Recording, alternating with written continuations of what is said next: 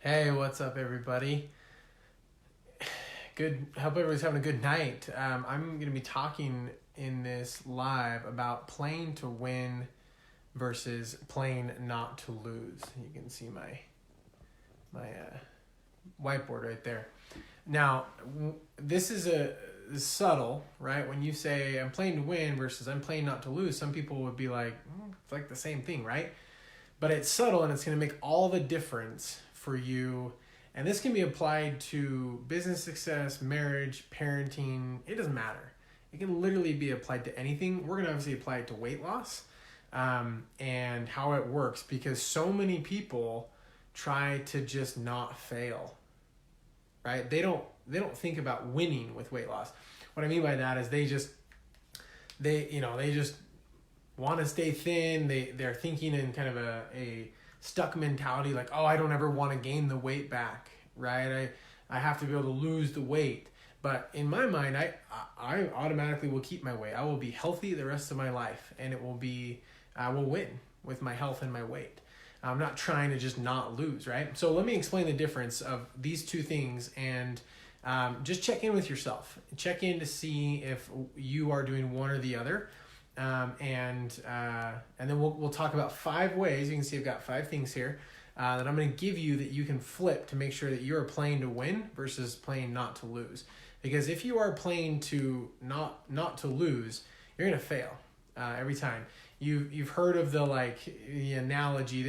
I'm taking this from a great mentor of mine who was talking about this today. So the analogy is of a mountain biker, right? And they see the tree ahead, and they focus on the tree. I don't want to hit that tree. I don't want to hit that tree. I don't want to hit that tree. And they see it for hundreds of yards, and all of a sudden they hit the tree.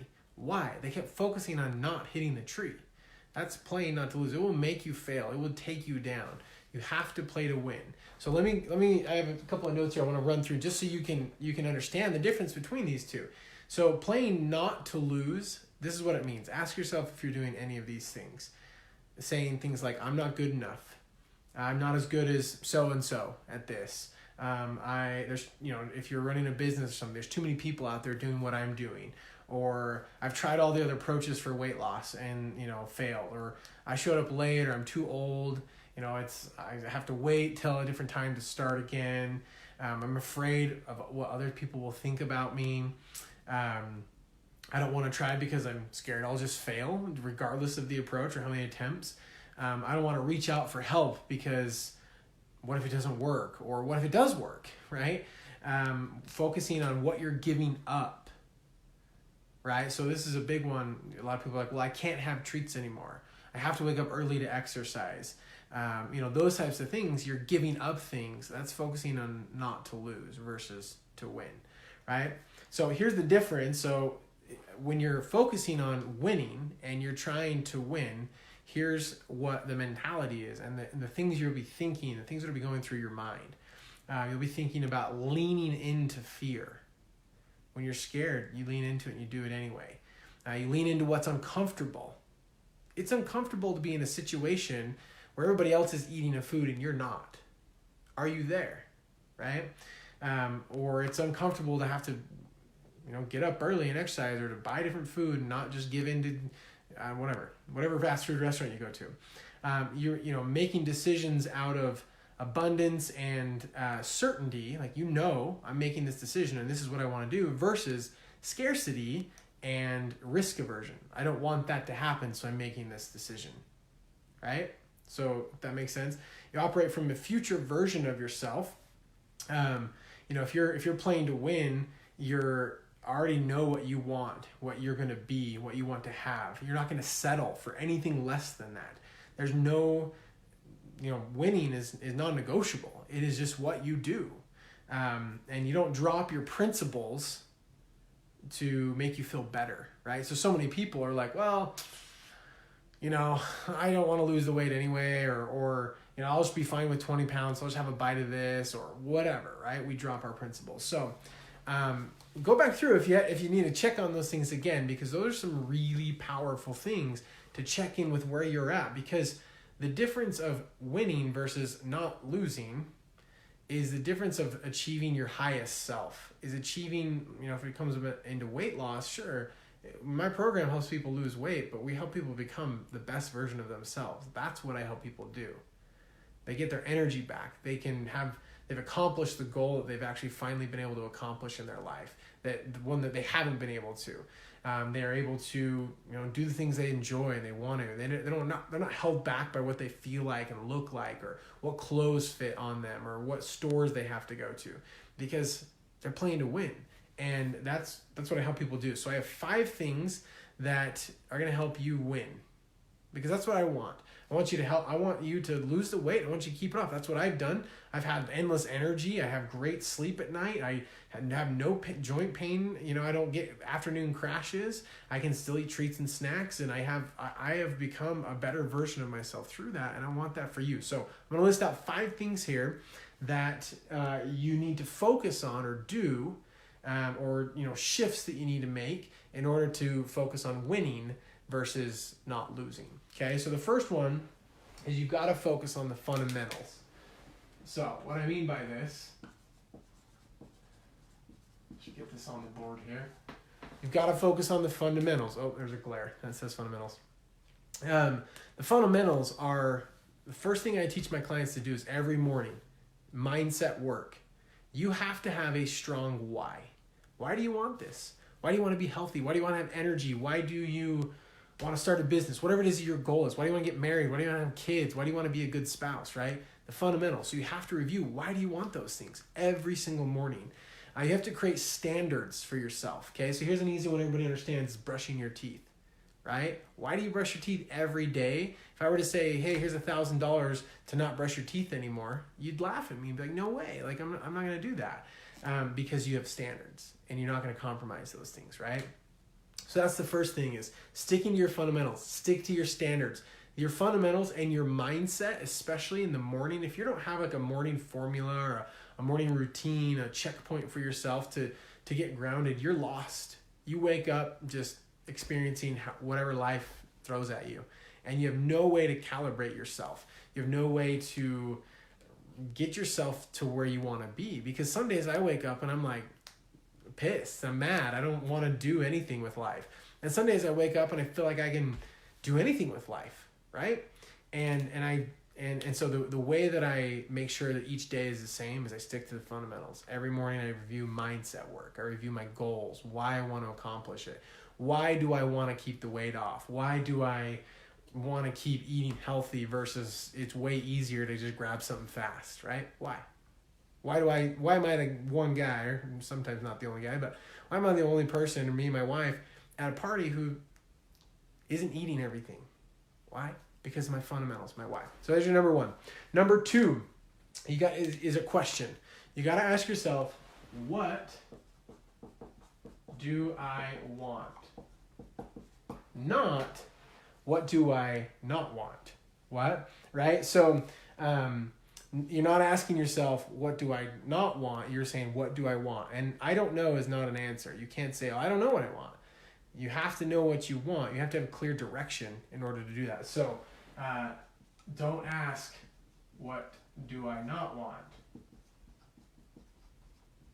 Now, sometimes asking, what do I not want, will help you figure out what you do want. But you have to know what you want. You have to know what your health goals are, what your vision for your life is. If you're starting a business, if you have a family, if you have a spouse, if you have kids or grandkids, you have to know what you want, not just what you don't want. You have to know what you want.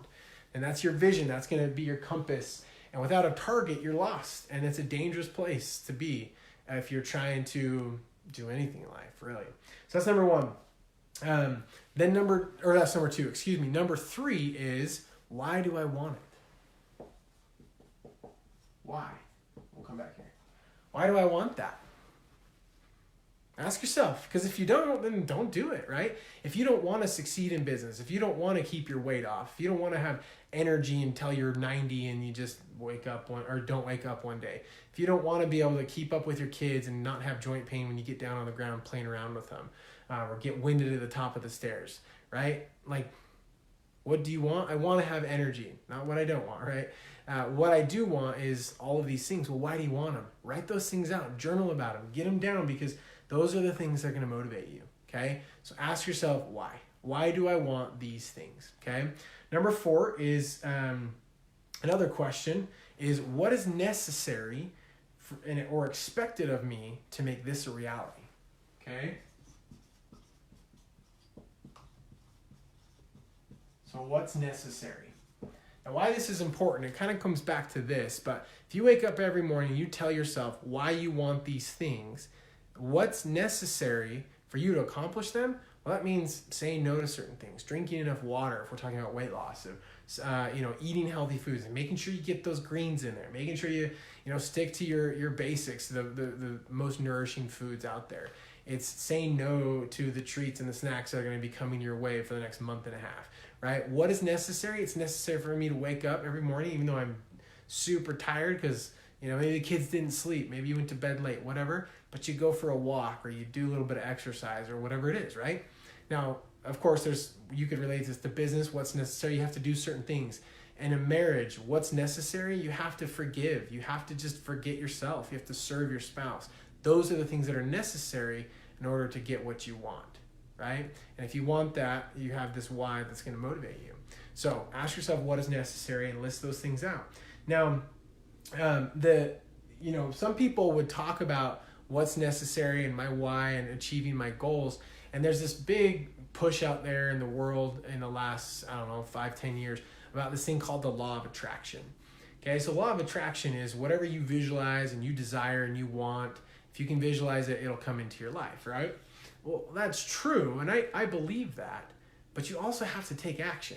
You can't just sit around visualizing that you want a perfect body and not do anything about it. You can't just release, these or gain these emotions or release emotions and just sit there and ignore fundamental principles of health and how your body works. Okay, so what is necessary? Well, there's two things in this that are necessary, really, that you have to do. One is to take action, massive action. You got to change things up. You got to do something different, especially if what you've been doing hasn't been working. If you've tried other plans, if you've tried other programs around weight loss or whatever it is you're working on, if it's not working, you've got to do something. You got to take massive action, right? And then not just do it once, you have to do it again. The word is called iteration. You have to just keep doing it until you get the desired results that you want.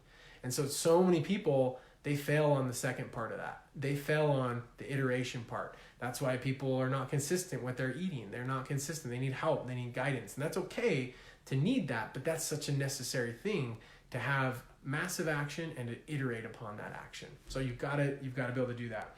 And then the last one is we call it extreme ownership.